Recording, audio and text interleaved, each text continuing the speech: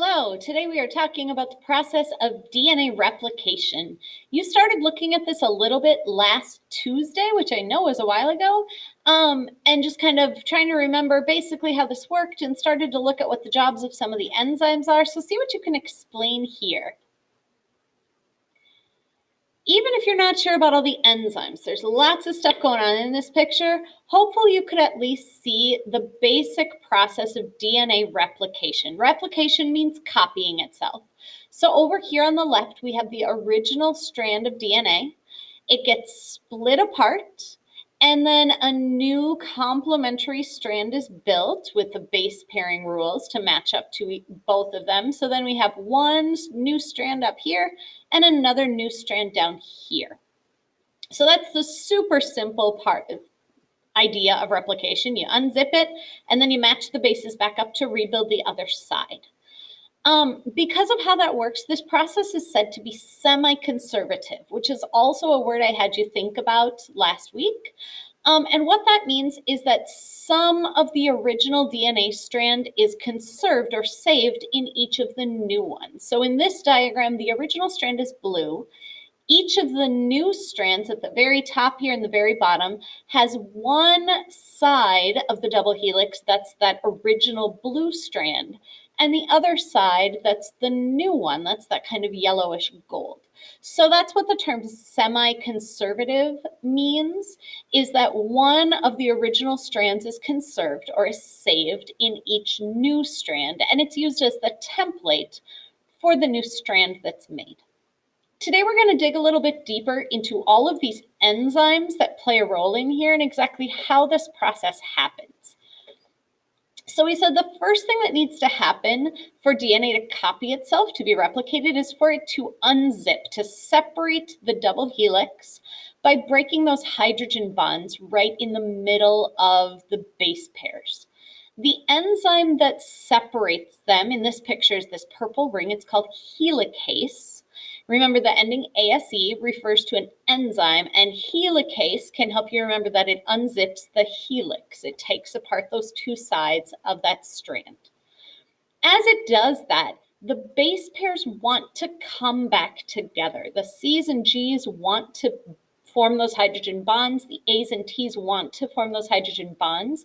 And so if the cell didn't do something to keep them apart, they would what's called reanneal. They would come back together.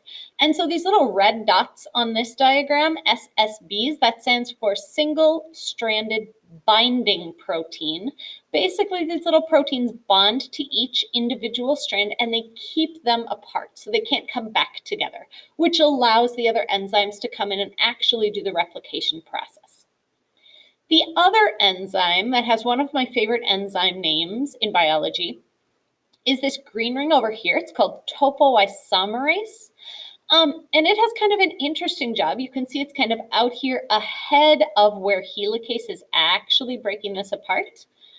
Imagine this, or if you want to, you can actually go and try it. If you take like two strands of something and twist them up, and then in the middle you start like flattening out that twist, the ends are going to get twisted even tighter. Can you imagine that? So what topoisomerase does, because that happens in a molecule of DNA too, as we kind of unzip and flatten this section, the twist gets even tighter in this part that isn't unwound yet. And so topoisomerase's job is to relieve that stress. It basically snips through the double helix, lets it untwist a little, and then reattaches it. And it does that every so often as helicase continues to unzip those strands, to relieve the stress that builds up as that starts to twist more tightly. We're going to get into the rest of these enzymes in just a minute and talk about this actual process of rebuilding the strands. But in this picture, I wanted to focus on the helicase that unzips it, the single-stranded binding proteins that help hold it apart, and topoisomerase that helps to relieve the stress in advance of that replication fork. So this is a simplified diagram of that without all of the enzymes or anything like that, but I want to add a few words in here so you can kind of think about this. And I also want to talk a little bit about directionality in replication of DNA. So in this picture, the dark blue is the original DNA. The original DNA is also called the template strand. A template is something you work from or something that you copy.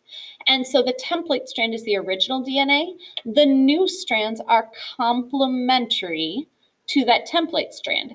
They're not identical, but they're complementary, which means if there's a T on the original strand, there will be an A that bonds on the new strand, right? So complementary means that it matches up following those base pairing rules.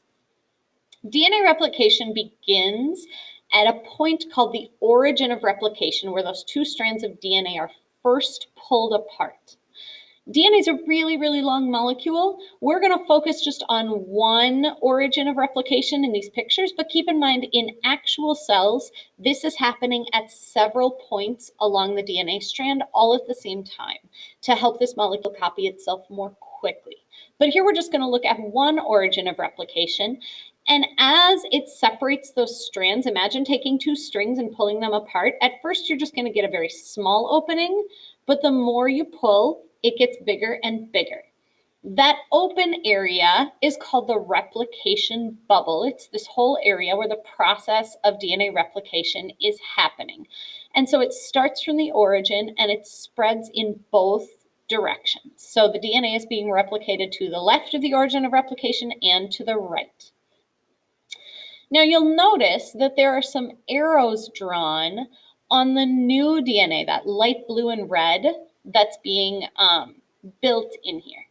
Remember, the structure of DNA, the strands on the sides have directionality. They have that 5' end and that 3' end.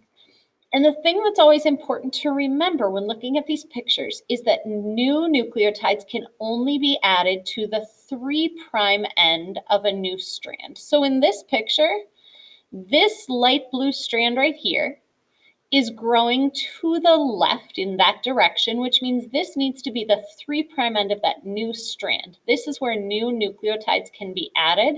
And as this replication bubble opens further, more and more new nucleotides will be added there, which means on this new strand, this one over here is the 5' end. The other thing to remember as you're looking at these is that these strands run anti-parallel to each other. So if this is the 5' end of this strand, that means that the DNA strand that it was built from, this has to be the 3' end going this way. So I'm actually going to label it way over here. The top template strand of the original strand of DNA, that's the 3' end, and this is the 5' end.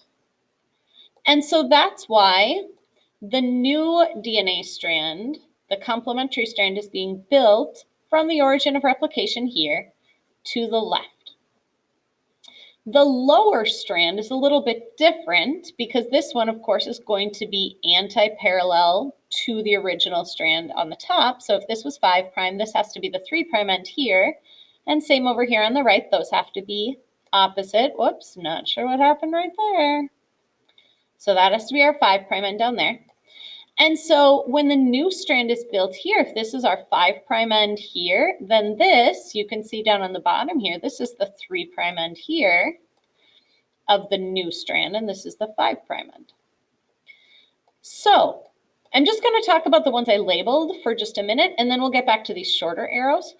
When a new strand of DNA is being built, most of the actual building is done by an enzyme called DNA polymerase. Polymerase, again, the ASE ending tells you it's an enzyme.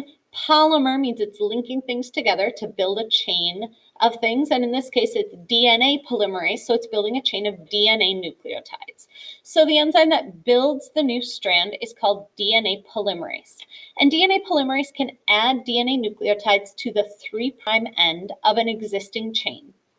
But DNA polymerase is not able to start from scratch. And that's why you see on each of these pictures, you see this little red bit called a primer. The first enzyme that comes into the origin of replication and starts attaching a few new nucleotides here is actually RNA polymerase. For some reason, I don't actually know the reason, RNA polymerase can start from scratch and can start adding in those nucleotides. Now, we don't want RNA nucleotides because remember, RNA is a different nucleic acid. It has a different sugar, and it also includes a different base, but it allows this process to start. So RNA polymerase comes in and just attaches this short primer of RNA nucleotides. And then after it's laid down 3, 4, 5, it stops because then DNA polymerase can come in and take over and start adding the DNA nucleotides that are supposed to go there and continue adding them in the 3' direction. This top strand that I've been pointing to right here is called the leading strand because since the 3' end of that strand is pointing towards the replication fork, that's what they call this split, DNA polymerase can just keep building. As this opens more and more, it just keeps going and going and going. The same is true down here. On the bottom strand, RNA polymerase adds in the primer right here to get it started, and then DNA polymerase takes over and starts adding new nucleotides towards the right on the bottom, towards the 3' end, and as this opens more and more, it'll just keep going and going and going. That's called the leading strand. The lagging strand is a little different, and we're going to talk more about that one in the next slide. But you can see the DNA in those is built in these little segments, and the reason for that is because it also needs to be built in the 3' direction. So it can't start at the origin and go to the left here, because the left is the 5' end of that new strand. And DNA polymerase cannot attach new nucleotides to the 5' end. It can't go that way. It has to go to the right. So what it has to do is it waits till the bubble opens up a little bit so it can put down a primer. RNA polymerase puts down a primer. And then DNA polymerase starts building in the new nucleotides in the 3' direction. And then once it opens up a little bit more, RNA polymerase, which is sometimes also called primase, you might see that on some of the pictures, primase puts in a primer, and then it can build in the 3' direction. But it's got to kind of do these leaps and build this little chunk, and then build this little chunk, and then build this little chunk, because it can only add to the 3' end. So that's called the lagging strand. So we will talk a little more here about the lagging strand in just a second. In reality, one thing I do want to mention, we often draw all of these enzymes kind of spread out and separate because it's easier for us to visualize it that way. In reality, a lot of these enzymes are all kind of complexed together in this big like replication factory that's doing all of these jobs at once. So this is a picture just to give you an idea of what that replication complex actually looks like, a little more like real life. All right. So in this diagram right here, we have kind of zoomed in on the left half of the picture from before. So underneath this picture, kind of right up in here, is where primase put that RNA primer, and then DNA polymerase took over. And here is DNA polymerase right here, building that new strand, adding nucleotides in the 3' direction.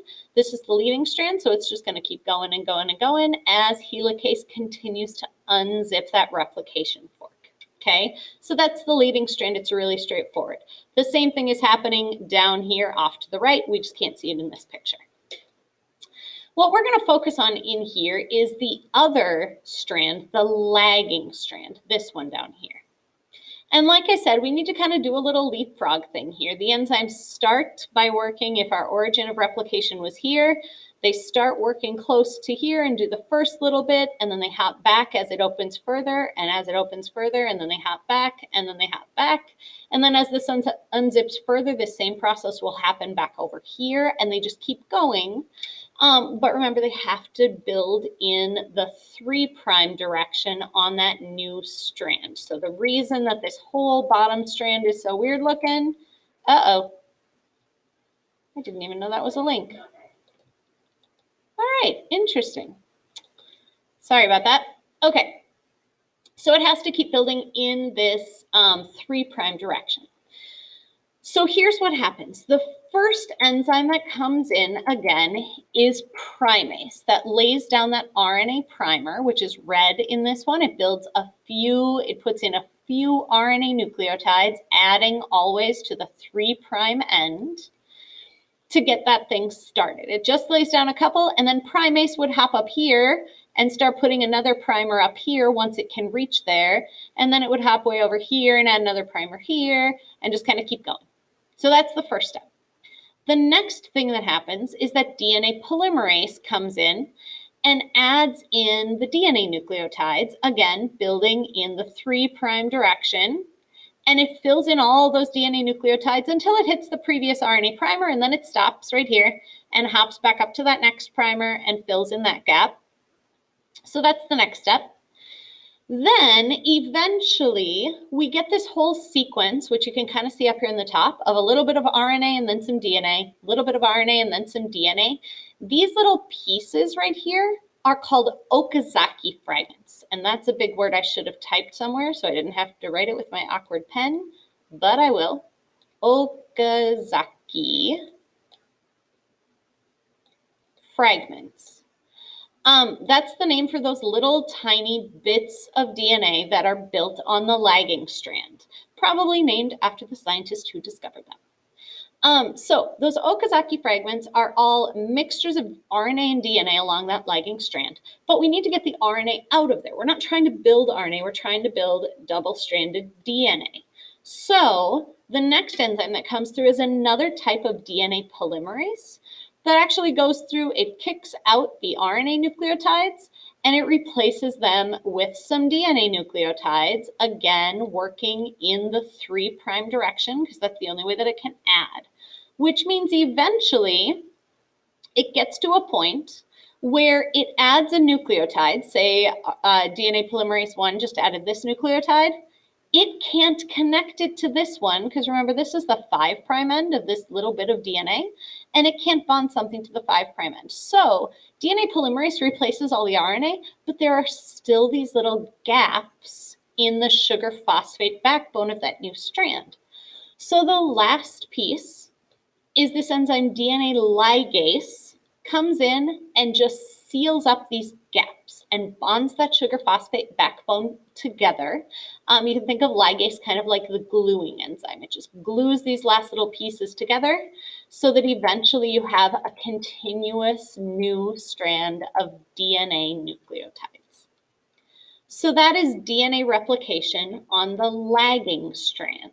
A little more complicated, but it's the same basic process. Just because of the directionality of this molecule, we have to do it in these little bits, and then we have to glue those little bits together after we've removed the RNA. The RNA is eventually moved from the leading strand as well. It just only has to happen once up here. So, of course, this process isn't perfect because nothing in life is perfect. Mistakes are made, but your cells also have mechanisms for repairing those mistakes. So initially, when replication first happens, errors occur at a rate of 1 in 10 to the 5th nucleotide, which is substantial when you think about how many nucleotides we have in our DNA. And so DNA polymerase does go through and kind of proofread and correct as it's going along that strand. So there's a little bit of correction built in there. And there are other enzymes that will also go through and perform what's called mismatch repair. They take out bases that are incorrectly paired, like if an A got paired with a C, it would take one of those out and put the correct one in. And so the DNA is kind of continuously checked and corrected to avoid mutations. And in biology, the word mutation means a permanent change in the nucleotide sequence of DNA. There are lots of different mechanisms that exist for doing this type of repair. The diagram on the right here shows one called nucleotide excision repair. There's an enzyme called nuclease that cuts out damaged DNA. And then, I did that again.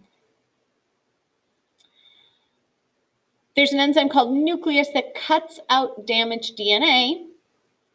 And then some of those same enzymes that we talked about before, polymerase, DNA polymerase, and ligase come in and fill in that gap with new DNA nucleotides, and ligase kind of glues the last little bit in there and seals it together. The last thing I want to talk about in terms of DNA replication is this really unique part of DNA called a telomere. Telomeres, as you can kind of see from this little cartoony drawing, are the ends of the strands of DNA. At the ends of DNA, we have these sequences of just repeating bases that repeat over and over. Think of it kind of like on a shoelace, you know, that little plastic piece at the end of a shoelace. There's a name for it, but I don't remember what it is. A telomere is kind of like that. They protect the ends of the strand of DNA. The reason that that's important is on a linear strand of DNA, replication can't be completed at the 5' end of the strand. So think about this. If this is our original strand of DNA, and this is our 5' end, and this is our 3' end, our new strand is being built from 3' to 5'.